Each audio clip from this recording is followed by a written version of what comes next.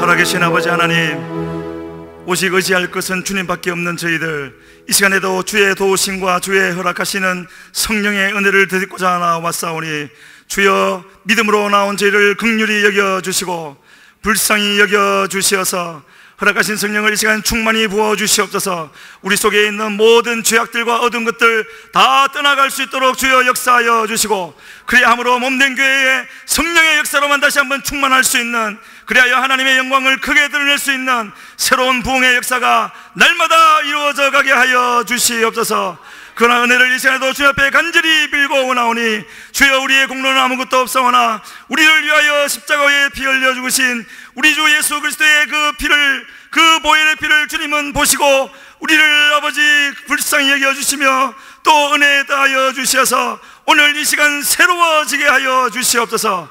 나누는 말씀 위에 주의 성령의 기름 부음 다하여 주셨기를 간절히 빌고 원하오며 예수님의 이름으로 기도드렸습니다. 아멘. 하나님의 말씀은 사무엘상 15장 35절과 16장 1절입니다. 두 장에 걸쳤지만 두 절입니다. 15장 끝절과 16장 첫 절입니다. 우리 함께 읽겠습니다. 사무엘이 죽는 날까지 사울을 다시 가서 보지 아니하였으니 이는 그가 사울을 위하여 슬퍼함이었고 여호와께서는 사울을 이스라엘 왕으로 삼으신 것을 후회하셨더라. 여호와께서 사무엘에게 이르시되 내가 이미 사울을 버려 이스라엘 왕이 되지 못하게 하였거늘 네가 그를 위하여 언제까지 슬퍼하겠느냐. 너는 뿔에 기름을 채워가지고 가라. 내가 너를 베들레헴 사람 이새에게로 보내리니 이는 내가 그의 아들 중에서 한 왕을 보았느니라 하시는지라. 아멘. 짧은 두 절이지만 여기에는 세 가지 종류의 사람이 나옵니다. 오늘 설교 제목에 있는 것처럼 어제의 사람, 오늘의 사람, 내일의 사람, 이 세 가지 종류의 사람이 거기에 다 나와 있는데요, 자세한 것은 말씀을 나누면서 다시 드리도록 하고, 그리고 다시 이 짧은 두 절이지만 이 15장 35절과 16장 1절 사이에는 성경의 지면상으로는 바로 이어지지만 실제로는 십수년의 시간 차이가 그 속에 들어 있습니다. 아마 성경을 유심히 읽으신 분은 그걸 아실 텐데, 그 부분을 조금 설명을 드리면, 이제 사울이 왕으로 세움을 받았지만 그가 스스로 번제를 드리게 되어졌고, 그것은요, 그 일은 왕이 된 지 2년경에 일어난 일이라고 사무엘상 13장 10절에서 분명히 말씀하고 있습니다. 그런데 그 왕이 된 지 2년 만에 일어났던 그 일, 스스로 번제를 드린 사건은 그 뒤에 따르는 말씀을 놓고 볼 때 이 사울의 왕조를 영원히 이룰 수 있는 기회로 주신 일이었는데, 사울은 거기서 그 시험을 통과하지 못하고 그 기회를 잃게 되어졌습니다. 한 번만에 그렇게 하시는 것 너무하신 거 아닙니까? 생각할 수 있지만, 잘 아시는 대로 사울은 왕으로서의 연단 없이 바로 발탁되어져서 왕이 되었기 때문에 하나님으로서는 일단 왕으로 삼으시고 그 후에 왕으로서의 자격 여부를 테스트하신, 그런데 그 첫 번째 테스트에서 통과를 못한 것이죠.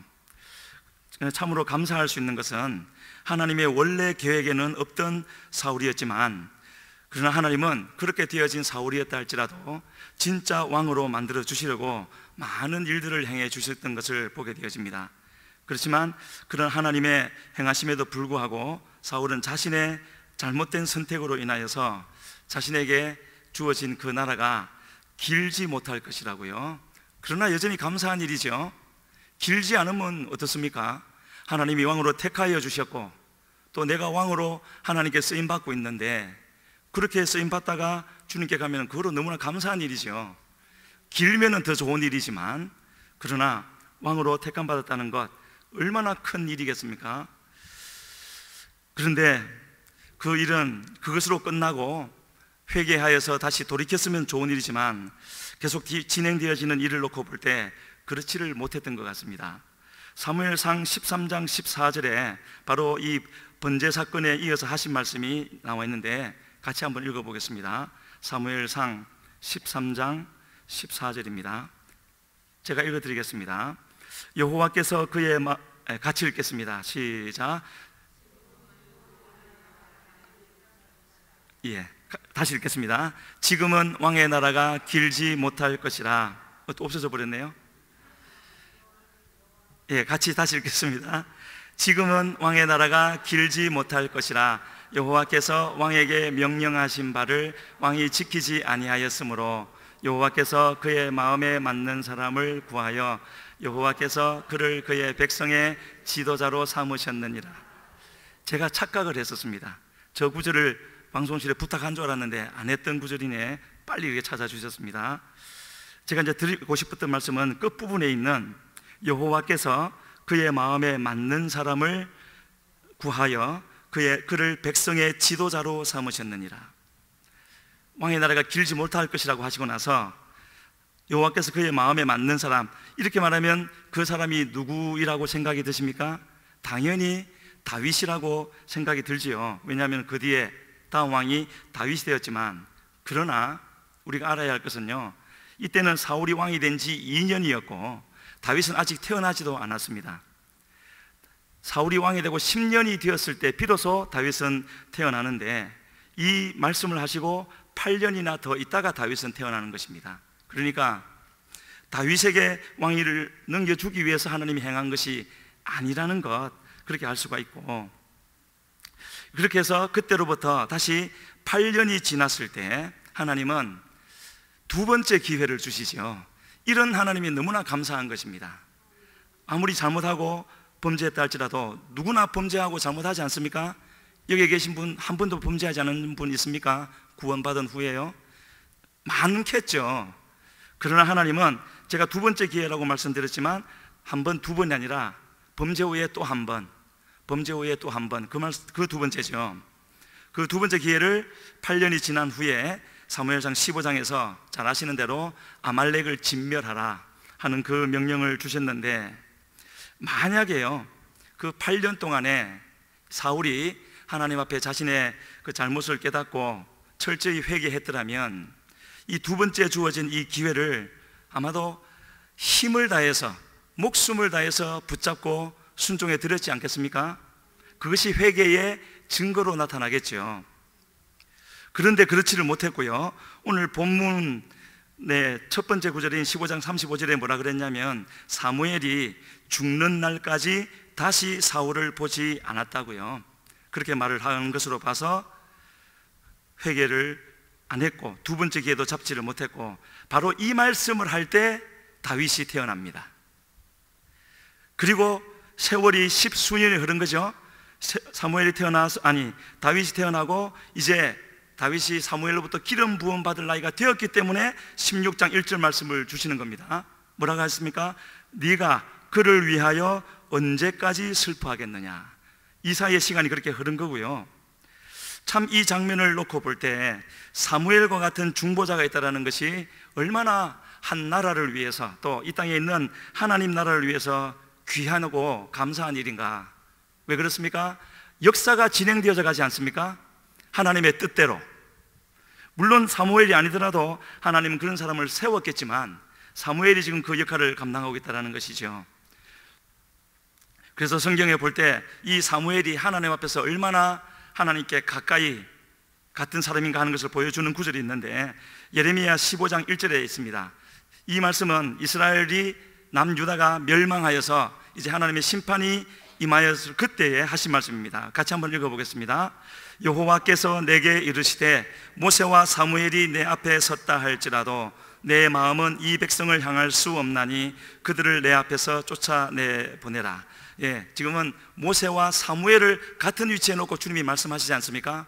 그 정도로 사무엘은 이것만 놓고 보더라도 하나님께 구원을 받는 것은 전적인 하나님의 은혜로 아무런 외적인 조건에 관계없이 모두가 동일하게 구원을 받지만, 구원받은 후에 이 땅을 살아가는 동안에 주님께 누가 더 가까이 가는가 하는 것은 차이가 있다는 것이죠. 그리고 가까이 오는 자를 주님이 붙잡고 쓰신다라는 겁니다. 누가 더 가까이 가는 것이겠습니까? 자신을 정결히 하고 내게 주신 말씀을 온전히 순종해 드리는 그런 사람이겠죠. 그래서 오늘 나누려고 하는 것은 어제와 오늘과 내일의 사람인데, 제가 이제 이 설교를 준비하면서 이 세 가지의 사람을 한꺼번에 설교할 수 있으면 참 좋겠다. 그래야 설교하기도 좋고 듣는 사람들에게도 이게 듣기에 좋고, 왜냐하면 해피엔딩이니까. 그런데 준비하면서 이 세 가지 주제가, 어제와 오늘과 내일의 사람 세 가지 주제가 하나하나가 너무 커서 도무지 한꺼번에 다 할 수가 없었고요.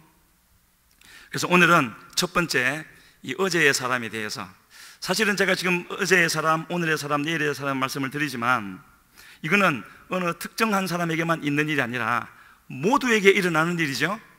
다만 어제의 사람은 모두에게 일어나는 일이 아니고 일어나지 말아야 될 일이죠.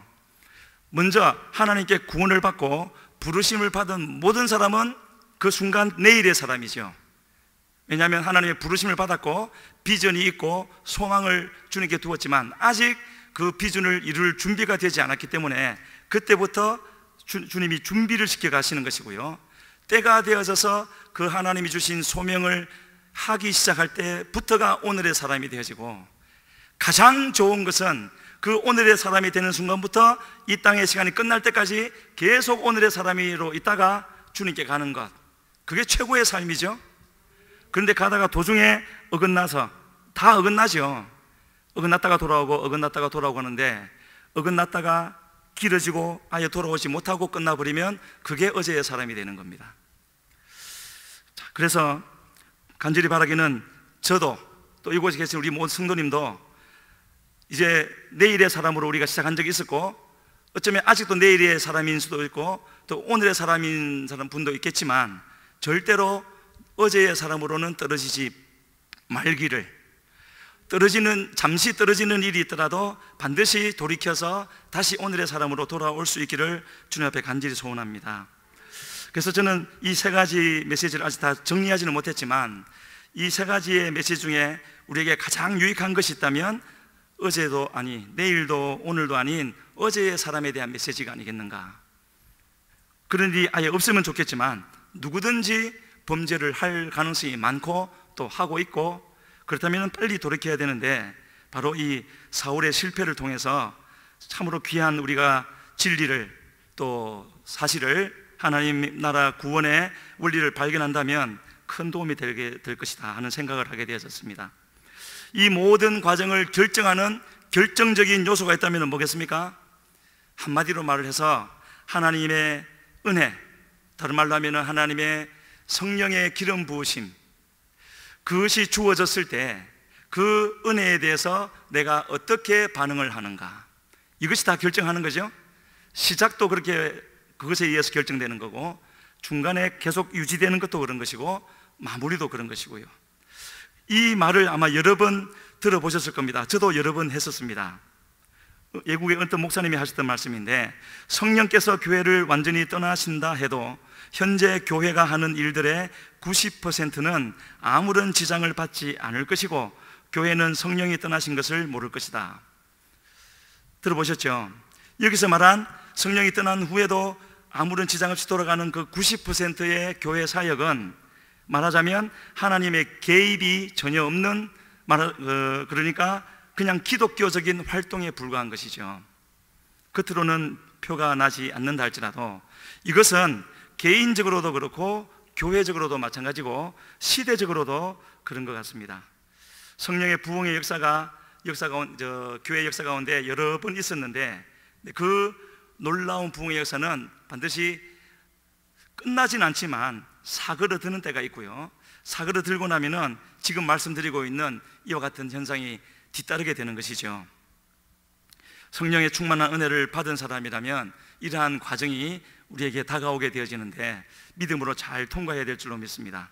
그래서 이러한 끔찍한 일을 피할 수 있는 유일한 방법은 다른 것 없죠. 주님 앞에 나와서 늘 성령의 새롭게 하시는 은혜를 받으면서 또 주시는 말씀에 순종하며 나갈 때 그곳이 가장 안전한 곳이 되어지는 것이고, 그 길을 걸어가기만 하면 되는 것입니다.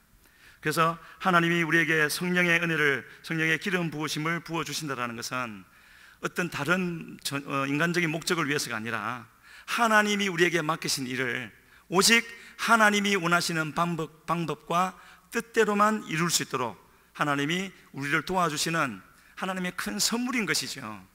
그것을 우리가 잊지 말아야 하고요. 그런데 그렇게 되어져 갈 텐데 왜 그렇게 되지 못하는 경우들이 있는가? 성경은 그렇게 말합니다. 그렇게 주님의 은혜를 받고 따라가던 우리가 주님을, 성령을 근심하게도 하고 또 성령이 떠나가시기도 하고 때로는 성령이 소멸되는 일도 있을 것이다. 그래서 이런 일이 있는 것이지요. 그래서 그 세상에서 말하는 원리 중에 그런 게 있다 합니다. 피터의 원리라고 해가지고요, 자신의 능력의 한계치가 이르렀고 거기를 넘어서 어떤 자리에, 말하자면 회사 같으면은 승진을 하게 되었을 때 그 한계에 이르렀을 때까지는 깨닫지 못하다가 그 이상의 자리로 가서 그 일을 감당치 못하게 되었을 때야 비로소 그 이전 자리에 있었어야 되는 거구나 하는 것을 깨닫는 것이 피터의 원리라 그런다 합니다. 그건 이제 세상의 법칙이지만 우리 신앙에 적용을 한다면요, 하나님이 우리에게 능력 주시는 하나님이 능력 주신 능력 주시는 자 안에서 우리가 무엇이든지 할 수 있다고라는 말씀이 있지만 그것은 하나님이 어떤 일을 맡기셨을 경우이고 또 그 일을 할 수 있는 능력을 주시는 경우에 한해서이지요. 하나님이 주신 것이 아님에도 불구하고, 그러니까 하나님이 내게 허락하신 영역이 아님에도 불구하고 그것을 넘어서 갈 때는 이런 똑같은 현상이 일어난다는 것이고요. 그때에 우리에게 주어지는 선택이 있다면 빨리 하나님이 허락하시던 내 원래의 자리로 돌아올 것인가, 아니면은 그 자리를 이렇게 이루어내어서 더 큰 인정을 받고 싶어하는 그 나의 욕구의 자리를 내줄 것인가, 그 둘 중에 하나가 되겠죠. 그래서 하나님은 우리에게 지금 내가 할 수 없을 것 같은 비전을 허락하셔서 그 비전을 이루기 위해서 달려가게도 하시는 것이지만, 조금 전에도 말씀드린 것과 같이 그러한 경우는 나의 영광이나 나의 어떤 욕심을 위해서가 아니라 하나님의 영광을 위하는 그 마음이 충분히 있을 때 가능한 것이죠. 그래서 예수님이 요한복음 5장 44절에서 이렇게 말씀하신 부분이 있습니다. 같이 읽어보겠습니다. 너희가 서로 영광을 취하고 유일하신 하나님께로부터 오는 영광은 구하지 아니하니 어찌 나를 믿을 수 있느냐. 사람에게서, 자기 스스로 또는 다른 사람에게서 오는 영광을 구하는 자리에 있다면 아예 하나님을 믿는 자리에 있지 않다라고 그렇게 말씀을 하고 있습니다. 그래서 하나님이 우리에게 주신 은사라고 할까요? 우리에게 맡겨주신 자리, 사명, 그것을 발견한다는 것은 내 마음대로 내가 보기에 선한 대로 하는 것이 아니라 하나님이 나를 통해서 그 일을 이루시고자 결정하신 그 방법에 동의하는 것이죠. 다만 주님이 알려주시면 거기에 따라가는 것이지, 하나님이 저 목적지를 보여주시다고 해서 가는 길을 내 마음대로 선택할 수 있는 것은 아니다 하는 것을 말하는 것입니다. 그래서 하나님이 주신, 내게 맡기신 일을 발견하고 그것을 인정하고 여기가 내 자리구나 하는 것을 확신하면서 가는 사람에게는 큰 평안이 따르는 것이죠. 왜냐하면 이러나 저러나 사람들은 비판의 소리를 하게 되어져 있는데 그 말에 흔들릴 필요가 없는 것이거든요. 왜냐하면 내 안에 하나님이 주신 말씀과 내가 그 말씀을 따르고 있다는 확신이 있으니까요. 혼자서 그래서는 안 되겠지만 하나님은 참된 믿음을 가진 자에게 그런 또 증거를 주시지 않겠습니까? 그래서 하나님의 뒤를 따라가는 것이 가장 안전한 길이고 가장 평안한 길이다 하는 것을 생각해 볼 수가 있는데, 이와 같은 영적 세계의 일의 원리를 바울 사도는 참으로 잘 알았던 것 같습니다. 그래서 그가 그렇게 말을 한 부분이 있었죠. 그거는 좀 이따가 다른 부분과 관련시켜서 말씀을 드리도록 하겠습니다. 그래서 기름 부음의 한계를 말할 때 이 말은 하나님의 능력에 한계가 있다는 것이 아니죠. 다만 내게 줄로 재어서, 그 표현은 다른 말씀이 나오는 거긴 하지만 하나님이 내게 허락하신 영역, 거기를 내가 넘었을 때, 그런 말이죠. 거기에는 제한선이 있다는 것을 말하고요. 그래서 우리는 절대 나 스스로에 대한 나의 기대치라 그럴까요? 그것을 사람들이 내게 하는 말, 거기에 두어서는 안 되는 것이고, 반드시 하나님이 내게 하시는 말씀에 근거를 두고 기초를 두고 그렇게 나가야 될 줄로 믿습니다. 주님의 심판대 앞에 서면 이런 두 가지 질문이 있을 거라 합니다. 첫 번째, 하나님이 주신 은사를 잘 활용해서 남겼느냐, 이런 말씀은 성경에 많이 나와 있죠. 두 번째는요, 주어진 기름 부음의 영역 안에서 그 한계선 아래서, 제한선 아래서 살다가 왔느냐. 우리가 상을 받는 것은 우리에게 주신 은사의 어떠함 때문이 아니라 그 은사를 가지고 얼마나 충성되게 주님 뜻에 순종했는가를 물어보는 질문인 것이고요, 또 주님의 일을 얼마나 많이 했느냐를 물어보는 것이 아니라 주님과의 관계, 하나님께서 주님이 기뻐 받으셨던 그 때가 있지 않습니까? 각자마다 반드시 그것이 있다라는 것 성경이 분명히 우리에게 일러주고 있습니다. 그리고 주님은 그때를 딱 붙잡고 계시는 거죠. 항상 여기에 이 자리로 돌아와야 돼. 더 주님께 가까이 가야 되겠지만 주님이 마지막 이 한계선으로 더 내려가면 안 되는 거기를 딱 붙잡고 계시면서 떨어지면은 다시 돌아오라고. 야곱에게는 그게 베델 하나님이었고 계시록에는 처음 사랑이라는 표현으로 그것을 말하고 있는 것입니다. 그래서 바울 사도는요, 이것을 잘 깨달아 알았기 때문에 이런 말로 우리에게 다시 한번 일러주고 있습니다. 고린도 후서 5장 10절이죠. 우리 같이 한번 읽어보겠습니다.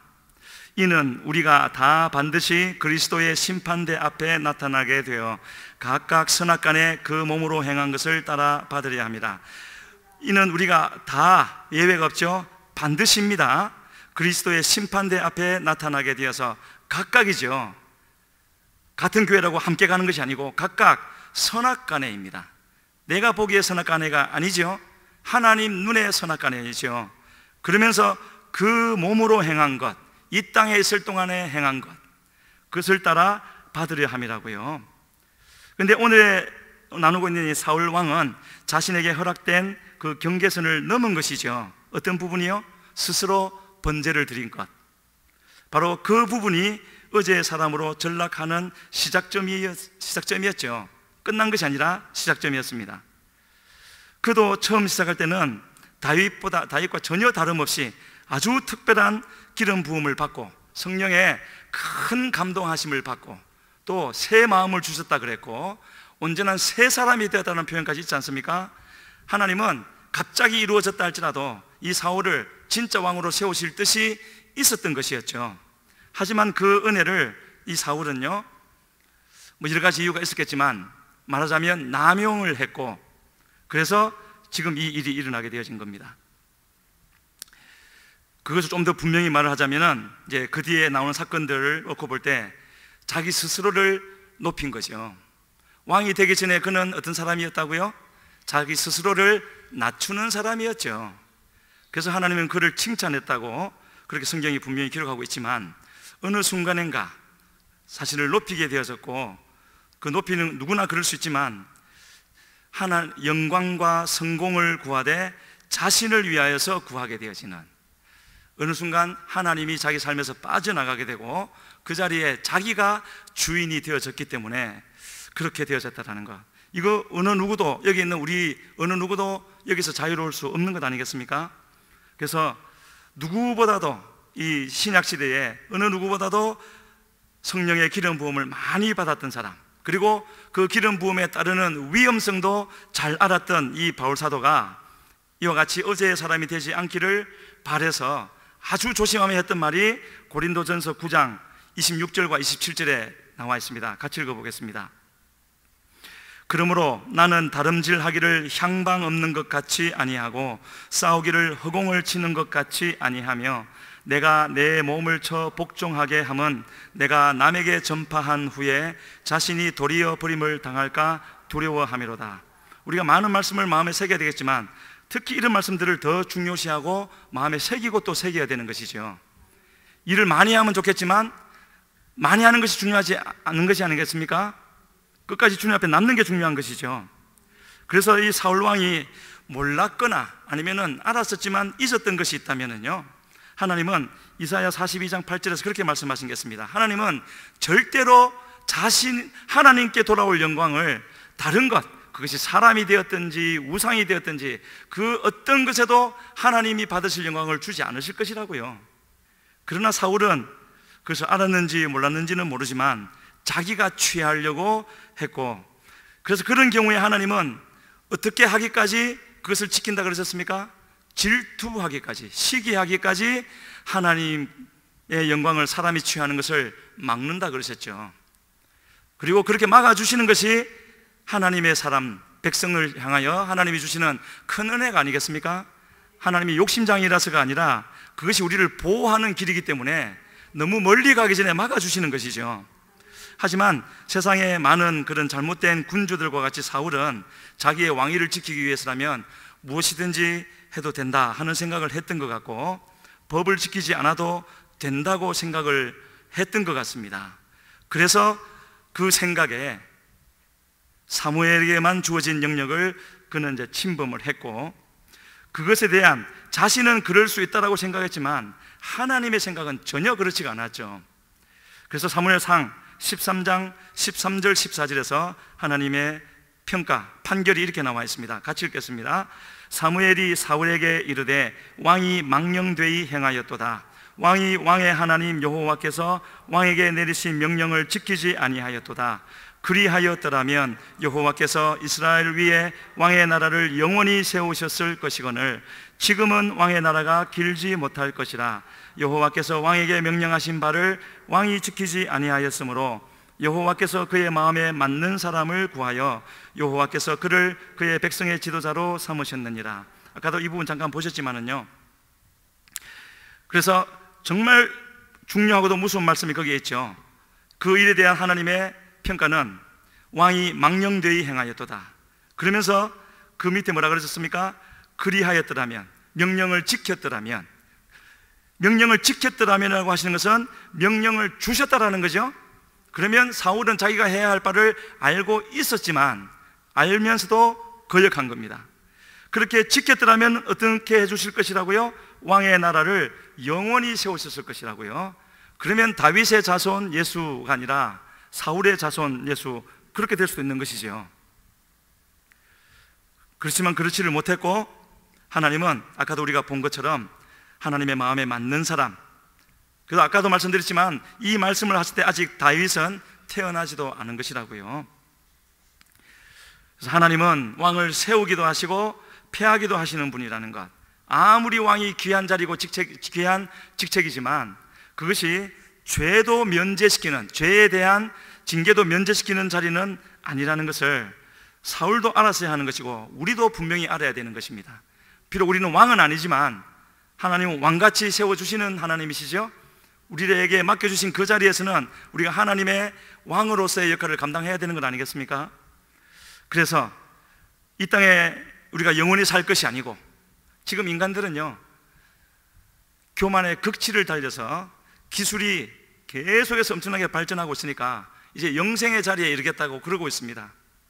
그러든지 말든지 우리는 이 땅에 잠시 머물다 갈 존재라는 것을 잘 알고 있기 때문에 이 땅의 시간이 끝나고 나서 천국에 가기를 원한다면, 다들 원하시죠? 천국에 가기를 원한다면 오늘 우리가 나누는 이 사울의 실패를 통해서 참으로 우리가 알아야 할 그 진리를 마음에 새기고 우리는 절대 그 실패 자리에 떨어지지 말아야 될 줄로 믿습니다. 그리고 그렇게 할 수 있는 유일한 방법은 말씀과 기도에 힘써서 하나님이 얼마든지 우리에게 부어주시려고 예비하신 성령의 은혜에 늘 잠겨서 살아갈 수 있는 그런 사람이 되는 것이라고 분명히 믿습니다. 성경이 말하는 착하고 충성된 종이라는 것은요, 그렇게 말할 수 있겠죠. 시키는 것을 할 수 없다고 잘못된 겸손을 보이는 사람도 아니고요, 시키지도 않았는데 내가 할 수 있다고 덤비는 그런 교만한 자도 아니겠죠. 그럼 어떤 사람을 말하겠습니까? 하나님이 내게 맡기시는 그것을 비록 나로서는 할 수 없는 것 같다 할지라도 주님이 맡기셨기 때문에 주님께 간절히 도우심을 구하여서 최선을 다하여 하나님이 기뻐 받으시는 열매를 맺히는 사람, 그 사람이 아니겠습니까? 우리 모두가 다른 칭찬 듣지 못한다 할지라도 하나님 앞에 섰을 때 이와 같은 착하고 충성된 종이라, 이 말은 꼭 들어야 될 줄로 믿습니다. 그래서 오늘 이 이야기를 통해서 이 사울의 이야기를 통해서 우리에게 주시는 메시지 한 가지가 있다면, 누가 되었든지 지금은 오늘의 사람이 되어져서 하나님 앞에 충성되고 또 겸손한 종이 되어서 살아가고 있지만, 누구든지 어느 순간이라도 이와 같이 전락할 수 있는 어제의 사람의 자리로 떨어질 수 있다는 것을 우리가 마음에 새기고, 그렇기 때문에 그만큼 더 주님을 의지하고 기도하면서 가야 된다는 것을 말하고 있는데요, 사울이 처음 기름 부으심을 받았을 때 그것이 얼마나 컸던가 하는 것을 보여주는 부분이 사무엘상 10장에 가면은요, 선지자들을 만나서 그들과 함께 누워서 하루 종일 예언하는 장면이 나오죠. 얼마나 크게 임하셨으면. 그래서 속담까지 나왔다 그러지 않습니까? 사울도 선지자 중에 있느냐 할 정도로 그렇게 크게 임하셨고, 그렇게 하나님이 시작시켜 주신 것이죠. 그런데 우리가 분명히 알아야 할 것은, 성령이 그렇게 역사하시는 것은요, 우리로 항상 그 기억 속에, 그 추억 속에 잠겨서 항상 거기만 바라보고 앞으로 나가지 못하는, 그렇게 하라는 것이 아니라, 이 성령의 역사하시는 그 순간은 나를 바꿔주시는, 요 밑에 단계에서 요 위의 단계로 올려주시는 도약대와 같은 것이고요, 내 삶을 바꿔주시는 전환점과 같은 것이죠. 여기에서는 몰랐던 것을 여기 오면 알게 되어졌으니까 다시 여기서 더 높은 곳을 바라보고 다시 거기로 올라가고 또 그렇게 가라는 것이죠. 계속 여기에 머물러 있으면 안 되는 것이죠. 더 주님께로 가까이 가라는 것인데, 그래서 우리는 계속해서 주님께로 향하여 달려가는 우리가 되어야 될 줄로 믿습니다. 그 말을 다른 말로 표현하면은 주님과의 관계를 계속, 주님과의 친밀한 관계를 유지해 가는 것이죠. 아직 저는 얼마 살지 않았고 신앙생활도 얼마 하지 않았지만 이것이 얼마나 중요한 일인가. 하나님과의 관계를 계속 유지해 가는 것, 어떻게 알 수 있죠? 하나님은 그 관계 속에 있는 사람에게는 알 수 있는 증거를 주시지 않습니까? 그것에서 떨어진 사람도 알지요. 그래서 이것이 얼마나 중요한 일인가. 세상에 어떤 것, 돈이라든지 하여튼 세상에 속한 것 좀 없어도 괜찮지 않습니까? 주님이 나와 함께 있고 내가 주 안에 있다는 것을 분명히 알고만 있다면 그것이 가장 중요한 일이고요. 그래서 이러한 주님과의 관계를 계속 유지해 가려면은 우리는 항상 우리의 귀를, 주님은 항상 우리와 함께 하시고 우리가 나아가야 할 길을 말씀으로 인도해 주시는 분이신데, 그 말씀을 들을 수 있는 귀가 있는 사람이 되어야 되겠고, 그리고 그렇게 주시는 말씀이 무슨 말씀이 되었든지 반드시 순종하기를 목숨 걸고 지켜야 되겠죠. 그렇지 않고 어긋나면은요 떨어지는 겁니다. 그리고 그 떨어진 자리에서 오래 가면은요 점점 우리의 마음이 강팍해지기 때문에 돌아오기가 점점 더 어려워지는 것이죠. 언제인지는 정확히 알 수 없지만 얼마 전에 하나님을 진심으로 믿는 사람이라고 하는 사람들을 대상으로 조사를 한 게 있었습니다. 뭘 조사했냐면은 매일같이 하나님 앞에서 경건한 생활, 경건한 시간, 기도를 하고 말씀을 읽고 묵상하고 하는 시간을 하루 중 얼마나 갖느냐 하는 것을 정말로 하나님을 내가 믿는다고 하는 사람들 대상으로 했는데, 평균 얼마나 나왔겠습니까? 4분 나왔습니다. 40분도 아니고요, 4분. 물론 몇 시간씩 하는 사람도 있겠지만 많은 사람의 숫자를 조사했을 때 평균치가 4분 나왔다는 말은 거의 하지 않는 사람들이 많다는 얘기죠. 그런 사람, 그런 교회의 능력이 나타나지 않아도 전혀 이상하지 않지 않겠습니까? 그렇게 하고도 왜 내 삶에 하나님의 역사가 없습니까? 말할 사람이 있겠습니까? 우리의 신앙을 지키기 위해서는 우리에게 누가 되었든지 아무리 크고 작고를 떠나서 누구에게든지 하나님이 사명을 주셨는데, 그 사명을 감당하고 그러고도 내 신앙을 하나님 앞에 지키기 위해서는 반드시 기도를 해야 되는 것 아니겠습니까? 얼마만큼 해야 된다고 말을 할 수는 없지만 그래도 알 수 있지 않습니까? 어느 정도는 해야 된다는 것. 그리고 그렇게 기도하는 사람들은요 점점 그 시간이 더 늘게 되어져 있죠. 그런 것 같습니다. 설명은 할 수 없지만은요. 그래서 우리가 하나님의 은혜로 거듭나서 구원을 받았다는 것은 절대 그걸로 끝나는 것이 아니고 그 뒤에 반드시 뒤따라야 되는 것이 있죠. 주님을 따라가는 삶. 생명이 태어나서 새 생명이 있었는데 안 자라가지 않으면 되겠습니까? 죽은 것이죠. 태어났으면 반드시 성장을 해야 되는 것이고, 그것을 두고 성경은 뭐라고 말씀하십니까? 성화의 과정이라고 말씀하시죠. 주님은 분명히 우리를 더욱더 전혀 거룩하지 않은 우리를 거룩하다고 여겨주시고 구원해 주셨기 때문에 구원하신 후에는 반드시 주님을 닮은 거룩한 사람으로 만들어 가시는 것입니다. 그 과정이 반드시 우리에게 있어야 되는 것이고요. 그리고 그 과정은 절대 상당히 많이 가서도 아니고 끝까지 가서 주님 앞에 갈 때까지 이르러야 되는 것이죠. 그래서 어제도 그랬어야 되고 오늘도 그래야 되고 내일도 그래야 되는 주님 앞에서의 주님과의 관계의 현재성, 내일도 그래야 되고요, 모레도 그래야 되고요. 그것을 지켜나가야 되는 것이죠. 또 약간 우리가 알아야 될, 우리 삶에는 없어야 될 부분을 말한다면요, 하나님이 사울을 향하여 그렇게 말씀하지 않습니까? 내가 사울을 버려 이스라엘 왕이 되지 못하게 했다 하는 그 말을 사울이 들었습니다. 사무엘 선지자를 통해서 들었지만 그때부터 사울은요, 왕의 자리에 30년 동안 있습니다. 정확히 30년인지는 알 수 없지만 30년 동안. 그리고 다윗은 왕으로서 기름 부음을 받았지만 기름 부음을 받고도 또 10수년을 더 기다려야 했죠. 이런 기간들이 있는 거죠. 처음 성령이 임하셔서 사울도 선지자들 중에 있느냐, 그것이 사무엘상 10장에서 일어났는데 사무엘상 19장에 가도 똑같은 일이 한 번 더 일어나죠. 19장 24절에 사울도 선지자들 중에 있느냐. 첫 사건과 이 사건 사이에 20년이라는 시간이 흐른 뒤였습니다. 그러면 20년 동안 신앙을 잘 지켰기 때문이겠습니까? 그렇지 않죠. 이 두 번째 사건은 사울이 사무엘과 다윗을 잡으려고 쫓아갈 때 라마 나요시라는 곳에 이르렀을 때 이 사울을 위하여서가 아니라 사무엘과 다윗을 위하여서 하나님이 강제로 성령을 부으셔서 막으신 것이었죠. 그래서 사무엘은 참으로 그 시작은 하나님의 은혜 가운데 정말로 잘 시작을 했습니다. 그 부분이 사무엘상 11장에 나와 있는데 지금 읽지는 않겠습니다. 하지만은요, 왕이 그렇게 잘 시작했지만은 그렇게 잘 시작했던 왕이 되고 나서 2년 만에, 불과 2년 만에 그 아까 우리가 나눴던 스스로 번제드리는 사건으로 그렇게 떨어지고 말았고요. 그래서 이러한 것을 놓고 볼 때 두 번째 기회도 주셨지만 또 통과되지 못하지 않았습니까? 그래서 우리가 이런 것을 놓고 볼 때 우리는요, 이런 하나님의 은혜를 받았을 때 정말로 감사하고 또 감사하고, 절대로 우리 자신을 높이려고 하지 말고요, 물론 우리가 높이는 것은 아니겠지만 하나님의 은혜가 우리에게 있을 때에 비로소 겸손한 자리에 머물게 되어지고 스스로 높이는 일이 없지 않겠습니까? 그러기 위해서는 더욱더 기도에 힘쓰고, 하나님이 높여주시려고 하면은 그냥 그대로 가만히 있어서 하나님이 하시는 대로 가겠지만 절대로 내가 앞서서 그렇게 하려고 하지 않는 그런 우리가 되어야 될 줄로 믿습니다.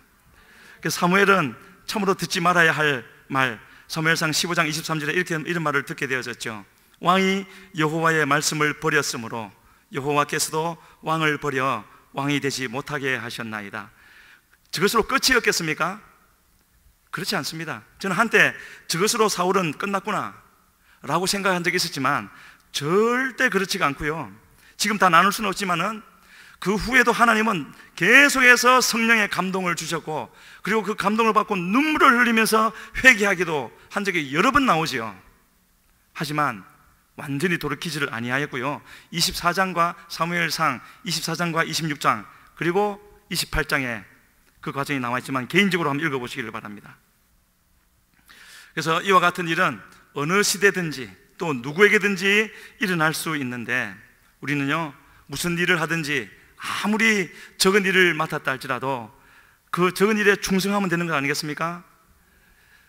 그렇게 우리의 삶을 마칠 수 있는 우리 모두가 되기를 바라고요, 혹 떨어지는 일이 있다 할지라도 빨리 돌이켜서 주님께로 돌아갈 수 있는 그런 우리가 되기를 주님 앞에 간절히 소원합니다. 그래서 이러한 모든 것을 결정하는 것은 아까도 잠시 말씀드렸지만은요, 하나님이 주시는 그 은혜, 하나님이 주시는 책망의 말씀, 그런 말씀이 내게 주어질 때 내가 어떠한 자세를 가질 것인가, 그것에 의해서 모든 것이 결정되어지는 것이죠. 사울은요, 이렇게 여러 번 주시는 그 말씀 앞에서 계속해서 자기 방어적인 태도를 취했고, 또 자신의 잘못이 아니라 다른 사람의 핑계를 대면서 하나님이 주시는 그 기회를 내 것으로 만들지를 못했습니다. 잘 아시겠지만 하나님과 우리의 관계는 절대적으로 하나님과 나와 1대1의 관계지요. 저 사람 때문에 내가 잘못되고 저 사람 때문에 내가 말씀을 순종하지 못하고 그런 것이 아니지요. 그것을 알고 무엇이 가장 귀중한지를 알아야 되는 것입니다. 사울은 왕이 되기 전에 훈련을 받지 못했기 때문에 무엇이 가장 귀중한지를 몰랐었다면, 다윗은 왕이 되기 전에 충분한 훈련을 받았기 때문에 다윗도가 아니라 사실은 다윗이 더 악한 죄인 아니겠습니까? 자기의 충신을 죽여버리고 그 아내를 빼앗고 강간하고, 사울보다 저는 더 악한 죄인이라고 생각을 합니다. 하지만 사울과 다윗의 차이를 만든 것은요, 그 죄의 질에 나쁘고 더 나쁘고가 아니라 죄를 지어서 하나님이 말씀을 주셨을 때 자신에게 그 순간 가장 중요한 것이 무엇인가를 깨달아 아느냐 모르느냐였습니다. 사울은 끝까지, 나중 15장을 다시 읽어보십시오. 하나님이 버렸었다고 하는데도 하나님 당신을 버리셨다. 그래서 돌아서 가는 사무엘을요 쫓아가서 그 옷이 찢어지도록 붙잡으면서 하는 말이 뭔지 아십니까? 그럴지라도 나와 함께 가서 백성들이 보는 앞에서 함께 제사를 드려달라는 겁니다. 그게 무슨 말입니까? 사람들의 앞에 왕이 되면 된다는 것이겠습니까? 하지만 다윗은 그렇게 하지 아니하였죠. 당신이 그 죄인이라고 나단 선지자를 통해서 하나님이 말씀하셨을 때, 다윗은 나라도 왕위도 그 어떤 것도 자기에게 첫 번째 중요한 것이 아니라는 것을 알았습니다. 하나님과의 관계가 가장 중요한 것이라는 것을 알았기 때문에 사무엘하 12장 13절에서 이렇게 고백을 하는 것입니다. 같이 읽어보겠습니다. 다윗이 나단에게 이르되 내가 여호와께 죄를 범하였노라 하매 나단이 다윗에게 말하되 여호와께서도 당신의 죄를 사하셨나니 당신이 죽지. 좀 웃기지 않습니까? 뭐가 웃긴다고 생각되느냐면요, 그렇게 큰 죄를 저질렀는데, 그리고 죄를 지적했는데 그 순간에 다윗이 뭐라고 했습니까? 한 시간 동안 기도했습니까? 단 한마디입니다. 내가 여호와께 죄를 범하였노라. 2초 걸립니까? 3초 걸립니까? 그랬더니 하나님 또 뭐라 그러십니까? 여호와께서도 당신의 죄를 사하셨다고요. 이런 하나님이십니다. 우리가 믿는 하나님, 이런 하나님이시죠? 뭐 많은 것을 하지 않는다 할지라도 그냥 나를 내려놓고, 하나님, 나 하나님 없으면 살 수 없습니다, 나 용서해 주시고 나라도 필요 없고 왕위도 필요 없고 하나님만 내게 계시면 됩니다. 그렇게 기도하면 바로 받아주시지 않습니까? 그 하나님을 믿으십니까? 그 하나님을 믿는다면 우리는 어떤 자리에 떨어진다 할지라도, 지옥의 문 앞에 갔을지라도 우리는 다시 하나님을 바라보면서 나 용서해 주시라고, 회복시켜 주시라고 기도해야 될 줄로 믿습니다. 그런 믿음이 우리 모두에게 있기를 바라고요. 그래서 너무나 잘 아시는 일이겠지만 우리 신앙생활의 핵심은요, 하나님과의 관계인 것입니다. 다른 건 모든 것 다 잃어버려도 이것만큼은 놓치지 말아야 되고요, 그 하나님과의 관계를 놓치지 않기 위해서는 절대로 무슨 일이 있어도 어떤 이유가 주어진다 할지라도 내 생각을 하나님의 말씀보다 위에 두지 말아야 되는 것입니다. 나는 이런 특별한 사람이니까, 나는 하나님이 기뻐하는 사람이니까 이 정도는 해도 돼, 이거는 하나님이 주신 말씀이 아니죠. 사탄이 주는 것입니다. 하나님의 말씀에는 하나님은 어떤 사람을 특별히 사랑하시기도 합니다. 하나님의 마음에 합한 사람, 많이 순종하는 사람은 더 큰 은혜를 주시기도 하지만, 그러나 그것이 하나님의 말씀에 예외되는 사람이 된다는 것을 의미하지는 않습니다. 하나님 말씀에 예외가 될 수 있는 사람은, 하나님 법칙에 예외적으로 될 수 있는 사람은 아무도 없는 것이지요. 하나님 앞에 겸손해야 되는 것입니다. 그래서 지금도 하나님께서 준비시키는 사람들이 많이 있을 겁니다. 꼭 나이가 어려서가 아니라 하나님 보시기에 맡기실 일을 위해서 준비시키는 사람이 주로 우리 청년들이나 또 우리 학생들이 되겠죠. 그런 사람들, 지금 다른 건 여러 가지 생각하지 말고요, 간절히 지금도 그렇게 하고 있겠지만 하루하루를 주님께서 주실 때 주님을 바라보고 기도하고 오늘 내가 무엇을 해야 될지, 사람들이 하는 말에 귀를 기울이지 말고 하나님 뜻을 구하고 충성되게 순종하면서 나가면 언젠가 하나님 보시기에 준비가 되어지면 어떤 크고 화려하게 세계적인 부흥사 그런 것이 아니라 할지라도 하나님이 그에게 맡겨주신 그 일을 가장 아름답고 또 충성되게 많은 열매를 맺히면서 감당할 수 있도록 도와주실 줄로 믿습니다. 그것이면 되는 것 아니겠습니까? 그 외에 더 많은 것 바라십니까? 그러지 말기를 바랍니다. 찰스 스펄전이라는 목사님을 잘 아실 겁니다. 그 목사님이 한 번은 그의 노년에 이런 말을 했습니다. 내게 남은 삶이 25년이라면 나는 그 25년 중에 처음 20년을 나머지 5년을 준비하는 데 사용할 것이다. 무슨 말이겠습니까? 내가 더 성경을 연구하고 더 기도해서 은사를 받아서 폭발적인 전도 부흥회를 할 것이다, 그런 뜻이겠습니까? 그렇게 써주시면 고맙겠지만은요, 그거보다는 그 마지막 5년 동안에는 하나님이 나를 얼마든지 어떻게 쓰시든지 절대로 변하지 아니하고 끝까지 주님 앞에 이르는 사람이 되기를 원하는 소원을 말한 것이 아니겠습니까? 저도 그런 소원이고요, 어떤 일을 하기보다는 끝까지 가기를 원하는 것입니다. 모세도 80세까지는 준비가 되지 않았다고 말씀하고 있습니다. 하나님은 무엇을 기다리신 겁니까? 무엇 때문에 미디안 광야에서 40년이나 처박아 놓으셨습니까? 하나님이 말씀하실 때 얼마나 순종할 수 있는 사람인가. 물론 처음에는 이런저런 이유를 대고 못 가겠다고 했지만은, 그러나 하나님께서 계속해서 이렇게 하실 때 자기의 생각들을 이렇게 다 끊어버리고 오직 주님께만 초점을 맞추어서 나중에는 어떤 말씀을 들었다고요? 지면에서 가장 온유한 사람.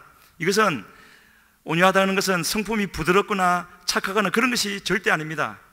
오직 주인의 말에만 귀를 기울이고 순종하는 사람이 되었다는 뜻입니다.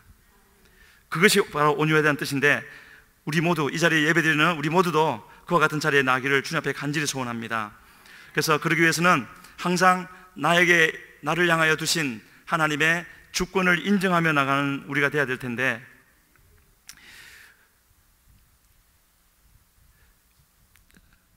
조금 넘어가고요, 마지막 부분을 보겠습니다. 심지어는 이 부분을 말씀드리고 가면 좋겠습니다. 조금 경우는 다르기는 하지만은요, 아합이라는 사람이 있지 않습니까? 그 사람은 구원을 받지 못했을 겁니다.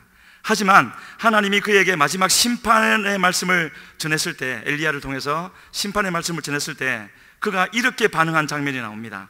열왕기상 21장 27절로 29절인데요 같이 한번 읽어보겠습니다. 아합이 이 모든 말씀을 들을 때에 그의 옷을 찢고 굵은 배로 몸을 동이고 금식하고 굵은 배에 누우며 또 풀이 죽어 다니더라. 여호와의 말씀이 디셉 사람 엘리야에게 임하여 이르시되, 아합이 내 앞에서 겸비함을 내가 보느냐? 그가 내 앞에서 겸비함으로 내가 재앙을 저희 시대에는 내리지 아니하고 그 아들의 시대에야 그의 집에 재앙을 내리리라 하셨더라. 보십시오. 영원한 심판은 받겠지만, 그러나 그 심판의 말씀이 주어졌을 때 그냥 그 자리에서 겸비했습니다. 그랬더니 심판을 늦추어 주지 않았습니까? 엘리야 선지자가 깜짝 놀랐을 것 같습니다. 이렇게 행하시는 하나님을 보고요. 죄인에게도 이렇게 하시는 하나님이실진데, 하나님의 백성인 우리에게는 더 말할 것 없지 않겠습니까? 무슨 소리가 들려오고 무슨 일이 일어난다 할지라도 우리가 주목하고 힘을 다해 붙잡아야 할 하나님은 바로 이 하나님이라는 것. 아무리 내 마음속에 정죄하는 말이 들려오고 나는 하나님과 관계없는 것 같은 자리에 떨어진 것 같다 할지라도 우리는 이와 같이 역사하시는, 아직도 내게 생명이 있는 동안에는 돌이키고 회개할 수 있는 기회가 있다는 것을 마음에 새기고 또 새겨서, 그리고 그렇게 주님을 바라보면 반드시 우리를 회복시킬 수 있는 말씀을 주시는 하나님이라는 것을 붙드셔서, 그런 떨어지는 일은 없으면 좋겠지만은요, 떨어지더라도 반드시 회복할 수 있는 우리 모두가 되기를 바랍니다. 마지막 한 구절 읽고 마무리하겠습니다. 히브리서 3장 15절 말씀입니다. 히브리서 3장 15절 제가 읽겠습니다. 성경에 일렀으되 오늘 너희가 그의 음성을 듣거든 경노하시게 하던 것 같이 너희 마음을 완고하게 하지 말라 하였으니. 다시 읽어드리겠습니다. 성경에 일렀으되, 이 말은 구약의 그 광야 시절을 말하는 겁니다. 오늘 너희가 그의 음성을 듣거든 경노하시게 하던 것 같이 너희 마음을 완고하게 하지 말라. 하나님의 말씀이 우리 같이 한번 읽어보겠습니다. 15절입니다 시작. 성경에 일렀으되 오늘 너희가 그의 음성을 듣거든 경노하시게 하던 것 같이 너희 마음을 완고하게 하지 말라. 우리 마음만 완고하게 하지 않고 그냥 주님이 주신 말씀을 그대로 받아들이기만 하면 있는 그대로 받아들이기만 하면은, 하나님은 우리의 심판자이기도 하지만 우리의 구원자이신 하나님이십니다. 절대로 사단이 우리를 지옥에 떨어뜨리는 것이 아니라 하나님이 떨어뜨리시는데, 누구를 떨어뜨리신다고요? 끝까지 회개하지 않는 자를 떨어뜨리신다고 말씀하고 있죠. 그분이 우리 하나님이라는 것을 기억하고 그냥 하나님 앞에 숨죽이고 겸손히, 물론 죄를 지었을 때요, 그냥 아무것도 하지 말고 가만히 있으면서 주님이 은혜를 베푸셔서 긍휼히 여겨주셔서 다시 붙잡을 수 있는 말씀을 주시기를 기다리고, 주시면은 목숨 다해 지켜드려서 다시 주님 앞으로 나아갈 수 있는 그런 우리 모두가 되기를 주 앞에 간절히 소원합니다. 우리 시간에 기도하겠습니다. 하나님, 지금 내가 믿는 하나님은 내가 잘못했을 때 심판하는 분이시기도 하지만, 그러나 돌이키기만 하면 하나님은 얼마든지 구원하시는 구원자이시기도 하신 것을 믿습니다. 주여, 하나님의 어떠한 것도 두려워하지 말게 하여 주시옵소서. 오직 주님만 따르게 하여 주시고 주님이 주신 말씀만 순종하여 나아가게 하여 주시어서, 주여, 끝까지 주님 앞에 이르게 하여 주시옵소서. 주여 부르시고 간절히 기도하며 나갑니다. 주